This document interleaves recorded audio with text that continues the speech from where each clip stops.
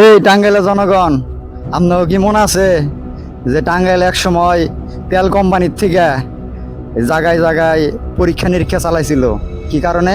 তেলের খনি বলে আছে। যাই হোক, আমাদের এক এলাকায় আপনার পরীক্ষা নিরীক্ষা চালানোর পর ওই জায়গায় মোটামুটি তেলের একটা নিশ্চয়তা পায় বিজ্ঞানীরা।